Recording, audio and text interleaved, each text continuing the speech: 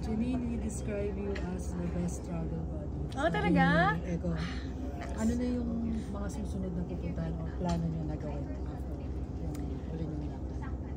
Wala pa, actually. Well, gusto sana mag-Japan ulit. Pero parang sabay kami halos magsa-start ng bagong project eh. So, di ko alam kung may time pa.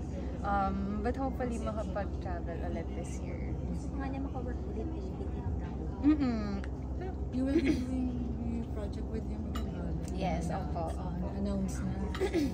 Yes. Yay! Pwede bang kahit, yung pwede mo lang i-share kung ano yung project na yun? Ano yung abangan? I'm not sure what I can share pero ulitin ko na lang yung pinalabas sa Christmas special kasi yun pa lang naman yung umere. So yung title pa lang, The Accused. Series. So yun, looking forward din doon sobra. Na-mention kanina na pinapanood mo lang sila dati ng bata. So na-imagine mo ba? Hindi naman ang bata ako. Kasi kino-compute nila kayo na, sabi niya grade school pa siya. Pangako sa'yo. Kumusta yung feeling? Like si Jelena, syempre icon. Si Jody. Super saya.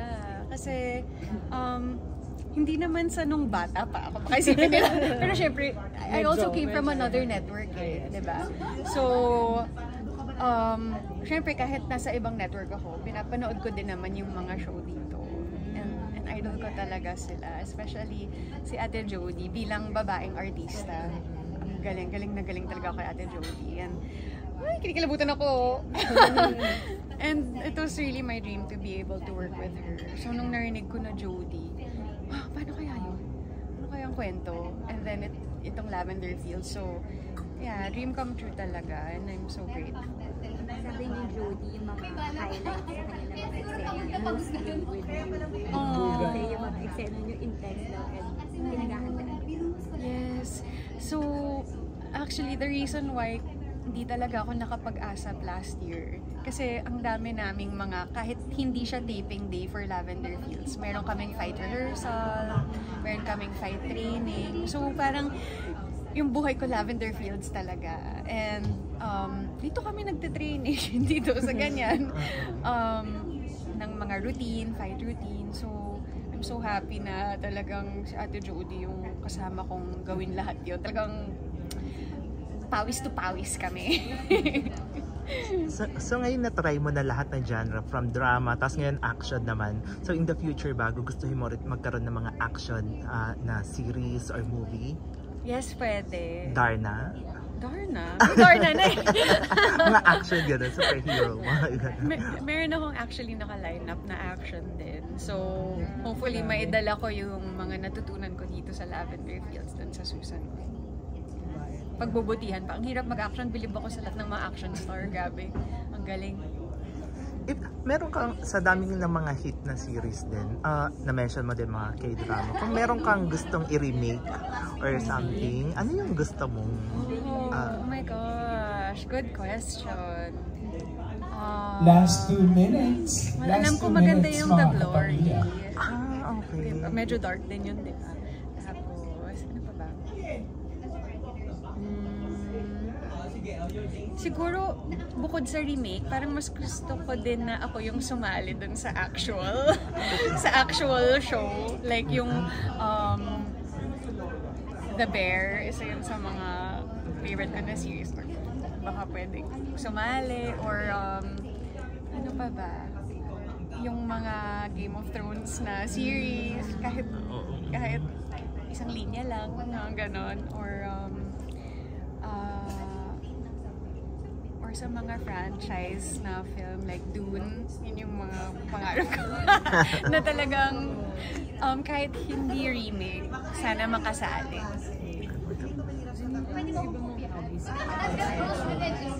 May time ko pa ba? Tennis, yun yung ginagawa ko din na favorite ko kapag walang work. Pero now, kasi naglilipat ako ng bahay, so ang hobby ko ngayon talaga is magtingin-tingin ng furniture, ganyan. So, kailangan ko mag-impake. So ngayon, anything to do with like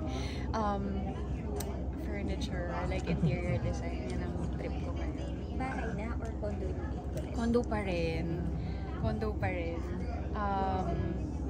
Kasi yung bahay na pinaplano ko kasi medyo malayo. Hindi pa pala ako ready na lumipat sa malayo. So naglipat lang ako ng another condo.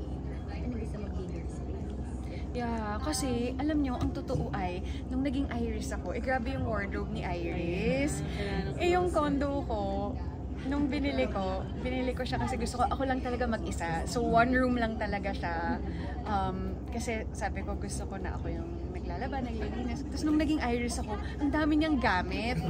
Ako as a person, wala naman akong gamit talaga. Pero si Iris, yung mga bag, yung mga outfit, yung mga damit. So wala akong mapagtaguan. So na-realize ko, shucks, kapag may role pala ako na ganito, dapat talaga may space ako for that. Kasi nung Dirty Linen, naka-uniform ako eh. So ang saya-saya, yun lang yung damit ko all the time. Pero si Iris talagang pinaghandaan ko din yung mga wardrobe. kapamilya, change court na po tayo. Nag-invest ka na. Maraming salamat. Designer. Yeah, kasi I really wanted na, alam niyo yung mga K-drama, pag mayaman, talagang mga Chanel, ganyan-ganyan. So isip ko, syempre, representing the Philippines on Netflix and on I Want, gusto ko maipakita din na yung mga talagang fashionista dito, ganong level din yung kayang ipakita. So, with the help of our stylist, Josie Mervin, and yung personal stylist ko, and yung mga brands that I work with, off-cam, they really helped me din na maging authentic yung pagiging fashionista ni Iris. Kasi kahit wala kaming pagkapareho sa ugali masyado, sa pagkaka-fashion, yun ang aligned kami. Ay, dapat pala may fashion serye ka. Just being interested in fashion, oo. Yeah? Like, no matter ba ang when it comes to that? Kasi kanina henerasyon na pag-usapan. Well, di naman kami masyadong magkalayo. Parang 10 years, yeah. Parang super sakto. Yeah. Mature. May separate Mas press masaya con nga ganito. eh. Kasi, Ay, si Dodon pala Well, PR I ng mean, I Chuba don't think it's the Chuba. age naman. I think it's really just the person. Oh. I think. Thank I don't you. know. Thank you so much!